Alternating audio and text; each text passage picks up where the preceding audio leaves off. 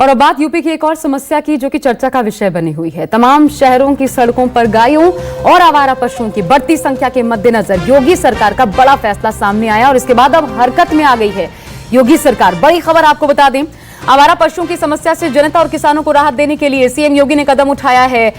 मुख्यमंत्री ने राज्य के सभी जिलाधिकारियों को सड़कों पर घूम रही गायों और आवारा पशुओं को गौ संरक्षण केंद्र भेजने का आदेश दिया है और 10 जनवरी तक की डेडलाइन इसके लिए तय की गई है। सभी डीएम के साथ वीडियो कॉन्फ्रेंसिंग भी की मुख्यमंत्री ने और सीधा ये फरमान दिया गया, सुनाया गया जिलाधिकारियों को, जिसमें गौ संरक्षण केंद्र में बाउंड्री ना हो, वहां फेंसिंग करवाई जाए, यह आदेश है। पशुओं के चारे पानी की व्यवस्था की जाए और गौ संरक्षण केंद्र में केयर टेकर भी तैनात किया जाए। इसके साथ ही कांजी हाउस का नाम बदलकर गौ संरक्षण केंद्र रखने का निर्देश दिया गया है। महत्वपूर्ण फैसले सामने आ रहे हैं गौ सुरक्षा को लेकर। तो यूपी में गाय को लेकर सियासत गर्मा गई है।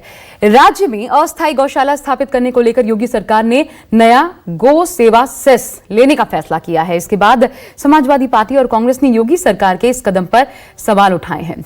उनका कहना है कि सरकार की नीयत में खोट है, प्रदेश में गाय के नाम पर घोटाला होगा। सवाल यह भी है कि क्या गाय पर सेस लगाने से गायों की हालत में सुधार हो जाएगा? देखिए, योगी सरकार का नया फरमान, शराब पर टैक्स से करेंगे गौ कल्याण।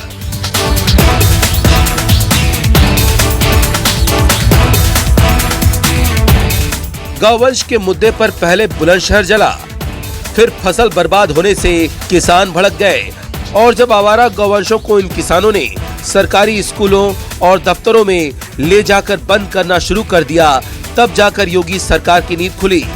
गौवंश योगी सरकार के लिए इतनी बड़ी चुनौती बन गए कि उनके लिए योगी सरकार को नई नीति का ऐलान तक करना पड़ा।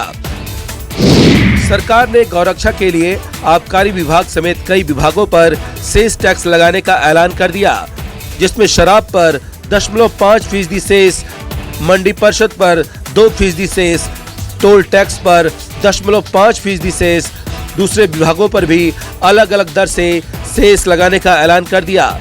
बताया जा रहा है कि योगी सरकार सेस से 400 करोड़ रुपए इकट्ठा करेगी।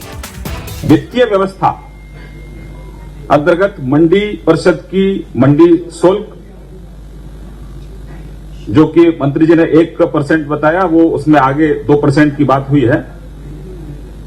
आबकारी से 2% सेस से इकट्ठा हुई रकम से सरकार प्रदेश भर में सभी ग्रामीण शहरी निकाय में अस्थायी गौवंश आश्रय स्थल खोलेगी, जिसमें ग्राम पंचायत, जिला पंचायत, नगर पंचायत, नगर पालिका और नगर निगम शामिल हैं। सरकारी जमीन पर आश्रय स्थल मनरेगा के तहत बनवाया जाएगा। सबसे महत्वपूर्ण बात, सार्वजनिक स्थलों पर गौवंश बंद करने वालों पर भी जुर्माना लगेगा। ग्राम सभा स्तर पर, क्षेत्र पंचायत, जिला पंचायत स्तर पर विधायक निधि से, सांसद निधि से इस प्रकार के गौ संरक्षण सेवा सदन बनेंगे। योगी सरकार की इस गौवंश नीति से गौ रक्षा होगी या नहीं, इस पर भी सवालिया निशान खड़े हो गए हैं, क्योंकि इसके पहले भी सरकार गौवंश के लिए 100 करोड़ रुपए दे चुकी है, जिसके जरिए हर जिले को 10-10 करोड़ रुपए आश्रय स्थलों के निर्माण के लिए दिया गया था। साथ ही नगर निगम को भी 1.25 करोड़ रुपए दिए गए थे, लेकिन हकीकत में गौवंश में कोई सुधार नहीं हुआ। मुख्यमंत्री योगी जी का और भाजपा का नारा था कि शराब बंदी करेंगे। जिन्हें शराब बंदी की करनी थी वो शराब पर टैक्स बढ़ा रहे हैं। यदि शराब से ही गाय सुरक्षा को लेकर आय वो करना था तो 20,000 करोड़ से ज्यादा की आय होती है शराब से उत्तर प्रदेश में। सरकार को पहले व्यवस्था आम बजट में करनी चाहिए थी। गौ नीति को लेकर विपक्ष हमलावर है।